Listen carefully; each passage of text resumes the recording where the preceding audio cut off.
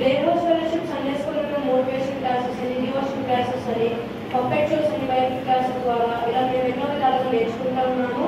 దానిలో ఒక చిన్న డెమో చూద్దాం. ఈ ప్రెసెంట్ జనరేషన్లో చిన్నపిల్లల నుంచి యవనస్తులు పెద్దవాళ్ళ వరకు అందరూ పరిశుద్ధ గ్రంథం కంటే ఈ యొక్క సెల్ ఫోన్స్కి ఎక్కువ ప్రాముఖ్యతని ఇవ్వడం చూస్తున్నాము. అయితే దానిలో ఒక చిన్న డెమో చూద్దాం. How are you? Praise the lord. దేవుని మహాకృప వల్ల సజీవ వాక్యంగా ఉన్నాను, ఎప్పటికీ ఉంటాను.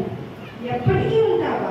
నువ్వు కాదు, నేను ఎప్పటికప్పుడు కొత్తదనంతో ముందుకు వస్తూ నీ ప్రజలను నా వైపు తిప్పుకుంటూనే ఉంటాను. నీ ఆశ గాలిలో రేగుతో సమానంగా కూడా ఉండదు.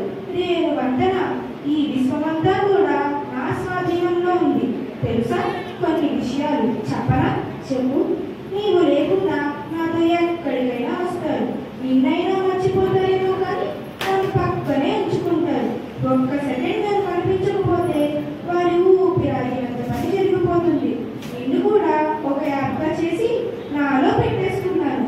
కాబట్టి ఈ అవసరమే లేదు. నీ వెల 200 300, కానీ నా వెల ఎంతో తెలుసా? లక్షల్లో ఉంది. నీకు కనీసం చిరిగిపోతే ఒక కవర్ కూడా కొనరు. అదే నాకైతే వేలల్లో కవర్లు కొంటారు. నిన్న ఎక్కడ పడితే అక్కడ వదిలేస్తారు. అదే నేనైతే వారి ప్రాణంగా మారిపోయా. ఇంకో ముఖ్యమైన విషయం చెప్పరా? నిన్ను చిన్నపిల్లలు చదవలేరు, వృద్ధులు చూడలేరు. కానీ నన్ను నెలల వయసు ఉన్న పిల్లల దగ్గర నుండి పండు వృద్ధులు కూడా చాలా సులువుగా చదివేస్తారు. ఇప్పుడు చెప్పు, నువ్వు గొప్ప, నేను గొప్ప? నిజమే నువ్వు చెప్పేది, కానీ అది ఎప్పటి వరకు? నీకు ఫోన్లో ఛార్జింగ్ ఉన్నంత వరకే. పరిశుద్ధ గ్రంథంలో నీకు పోయితే చాలా హాస్యంగా ఉంది. వాక్యం వారి హృదయంలో ఉంటుంది.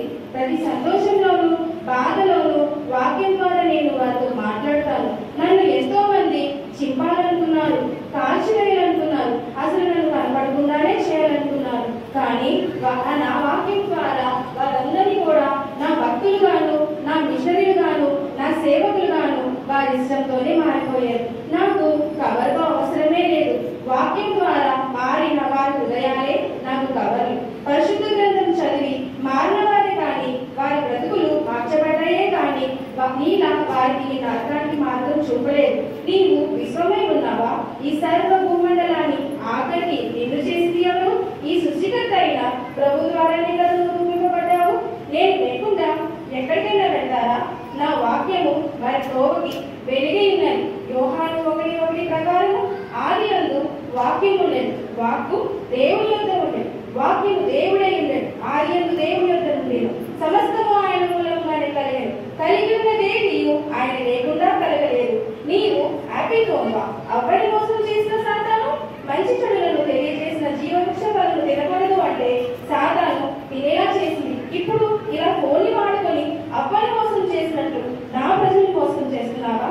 సరే, వారి నిర్ణయానికే వదిలేస్తున్నాను. ఫోన్ని మంచిగా వాడతారో లేక పాపానికే వాడతారో అని.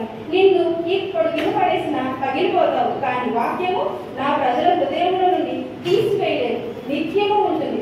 వాక్యము శుద్ధి వంటిది, వాక్యము ఖడ్గము వంటిది, వాక్యము అగ్ని వంటిది, తేనె వంటిది, జీవాహారము వంటిది.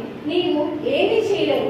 ఇలా ఎన్ని యంత్రాలు వచ్చినా నా బిడ్డలకి నన్ను ఎవ్వరు వేరు చేయలేరు. ఎందుకంటే నేను వారి కొరకే వచ్చాను, వారి కొరకే మరణించాను, వారి కొరకు తిరిగి లేచాను, మళ్ళీ వారి కొరకు రానే ఉన్నాను.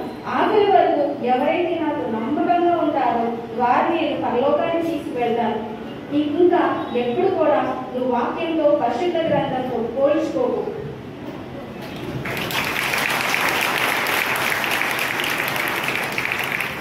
చూశాను కదా, మనం పరిశుద్ధ గ్రంథాన్ని పాటించుకుంటూ యేసుక్రీస్తు మనతో పరలోకానికి వెళ్తామా, లేదంటే ఇలాంటి చిన్న చిన్న యంత్రాలని నమ్ముతూ నరకానికి వెళ్తామా?